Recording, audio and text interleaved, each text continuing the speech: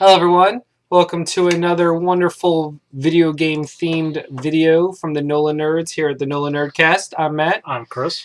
And just like we started last month, we are continuing our 2014 trek to our top 10 by giving you our best games of the year, and so you can see how the list evolves throughout the year. And progresses. That's a good word for it. So last month, Chris had 6 games on his list and I had 7. And so this month we're going to briefly go over those games again, refresh you on them, and then let you know which new games we have added.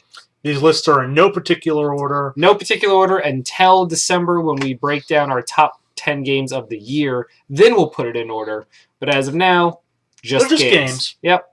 So, Chris, here's our lists. Yeah. You want to talk about the ones that we have in common from last month? Yes, let's do last month, and we'll finish with the new games. With the new All games. right. Okay, yeah. Bravely Default. Yeah. Still on the list. Still, it's a great Japanese RPG. It's probably the best one that's come out in a long time. Especially on handhelds. Especially on handhelds. The game, and not just a port or remake of an existing game. No, it's a great original RPG. My only issue is now that I'm further along, the boss rush, so to speak, everything comes back to life and is way harder. I really, really dislike that immensely. It's okay. Thanks, Dad. I'm allowed to dislike that. No, I know. I'm just saying you'll get past them eventually, and I believe in you. Sure, but that would knock it down a couple of spots for me because it's dumb and I don't like it. Well, I knew something was going to happen because every review talked about how like the last part of the game shit the bed. Yes, I've heard that a lot. And now that you know why, and when I explained that to our friend Andy, he was like, "Oh, that's what everyone was saying." Yeah. Everyone was like, the first 4 chapters are phenomenal. And you know what? If it had been just those first 4 chapters, and then this would be one of the best RPGs of all time. For you? For me, absolutely. Nice. But now that it's way longer and way harder, I don't know. Well, I told you how to break your team down. I know. But let's move on. Yeah. So we got Bravely Default. Let's talk Infamous Second Son. That's still on the list. Yep. It is the premier PlayStation game at the moment for the 4. It's beautiful. It's fun. So it makes you feel like a superhero. And it's got a unique power set that I think really plays to its strengths. And fun news, NPD numbers for April just came in, and Infamous Second Son is the highest selling next gen exclusive game. Makes sense. That's cool. Yeah. Good for it. Good for it. Good for it. Solid. It's going to be solid on the list. Oh yeah. Next up, we have Titanfall, the PC Xbox powerhouse shooter, which is also NPD numbers came in. It is the top selling game of the month of April, but that is combining 360 PC and Xbox One sales. Yeah, it's a really fun shooter. The first DLC just hit yesterday, so if you have an Xbox One and as the Xbox One gets cheaper, it's going to be a great addition to the library to have in. Since it doesn't require Kinect, there is nothing keeping you from playing Titanfall. No. It's a pure fun shooter. If you enjoy the Call of Duty style, fast-paced, competitive multiplayer, Titanfall is your jam. Yeah, absolutely. Next up, I have South Park Stick of Truth. I will, until something surprises me later down the road, I'm going to put that down as probably the best licensed game of all time.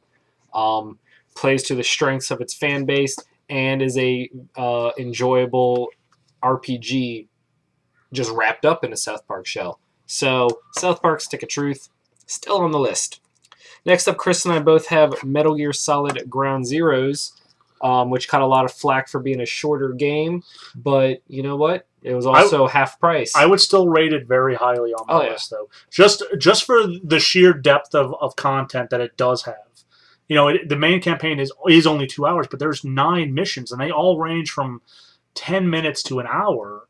At least for me, the way I play it. So I've gotten a lot of joy of it, and the graphics are nothing to scoff at. And of all the games we've talked about on this list, it's the one that I want to go back and replay the most. And that's, when Kojima was addressing the controversy of how short it was and how it was just a prologue or a demo, as people put it in a derivative way. I can see that. But he came out and said it's not about the story, the main mission. It's about the replayability.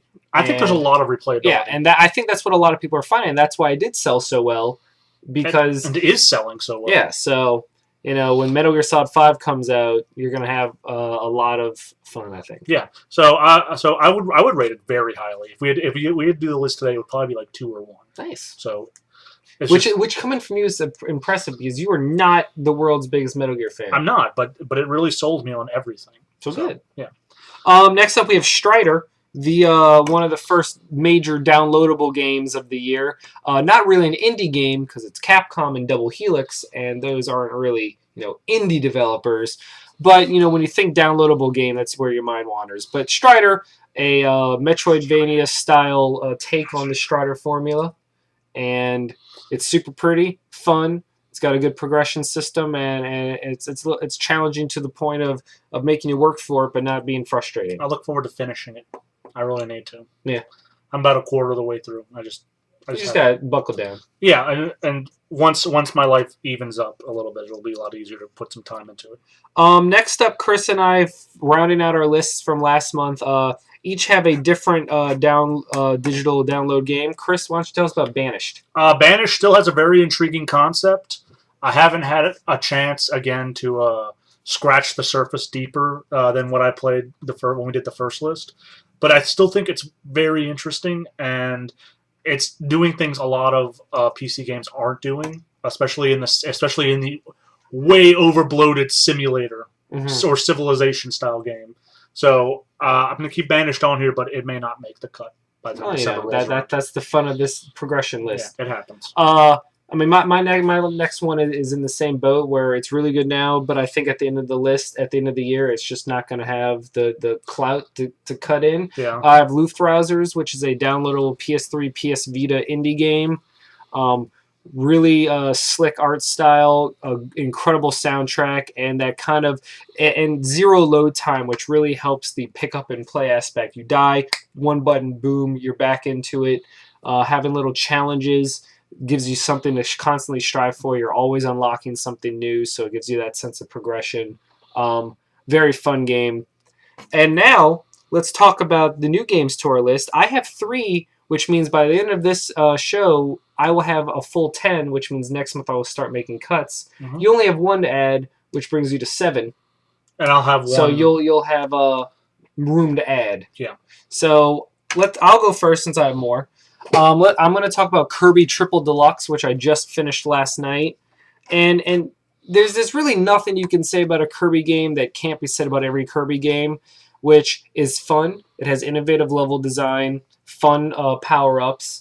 And in the later Kirby games, the power-ups each have their own kind of diverse movesets. They all do different things, letting you suit yourself to your own play style. But the one thing you can never say about a Kirby game is that it really delivers on the challenge. And not every game needs to. No. Kirby is Kirby, and you play it for the fun, for the charm, and for the good level design, and less so because it gives you a challenge. This is not new Super Mario Bros. Or new Luigi, whatever. Yeah, the Luigi expansion, which was all about the challenge. It's not about that. Kirby games are Kirby games. I mean, there's certain franchises where you never really expect them to push the boundaries, really set the bar too high. They're just going to be consistently good. And that's Kirby Triple Deluxe. Fun fact, finally realized what the name meant, and I feel really dumb for not realizing it. Triple Deluxe, 3D. Yeah, shut up. All right, I'll do one more, and then you do one, and I'll finish up. Okay, go for it. I went back. I finally finished up Danganronpa Trigger Happy Havoc, and that first part of the name is too stupid and complicated to continue to say, so from now on, it'll just be Trigger Happy Havoc. That is the Vita game that is one part 999 / Virtue's Last Reward and one part Phoenix Wright, where it's a visual graphic novel with not puzzles this time, but the Phoenix Wright aspect comes into whenever there's a murder, you have to investigate, and then there's a court scene where you have to piece it all together and find the correct murderer out of the group of 15 students which have been kidnapped. And the 999 part comes in just in terms of the way the story is presented and the subject matter and the craziness. Really, really dug it. I got my platinum trophy in it. I really dove right into it. And I'm very excited that Nippon Ichi has announced that the sequel is being brought to America in September. So I will have even more craziness to jump into. Your turn, Chris. What is your 7th game? My 7th game is MLB The Show 14, which is not going to make it to the end of the year because it just doesn't. It's great for the time, but it doesn't have lasting power. Like once I put it down, it's usually gone for months until I pick it up again. Fun fact: they just announced this. MLB The Show. I sent it on your Facebook. MLB The Show on PS4 is the fastest selling title in the entire franchise. That's pretty great. So good for it. It's kind of hard to judge at this point. The whole process has been streamlined extensively. Graphically, I can't really tell because as I play the game and Road to the Show, and I'm still stuck in AAA. And all the shitty stadiums look shitty. So until I make it to an adult Major League Stadium, big boy stadium, I will not know how pretty the game is. Why don't you play one game in Exhibition? I have played Exhibition. Okay. I played one Exhibition while I was waiting for the game to download, and I was just trying to get the game started. Right. Okay. So I didn't really examine it. I really can't tell the difference between it and 13. I just can't right now because it's not so mind-blowingly good looking that you're like, this is next gen. See, that's interesting because I've seen the screenshots of both, and I guess when you're comparing them side by side, side by side, it's easier. But I didn't see any of the stuff for the 3. So that's always the problem with sports iterations.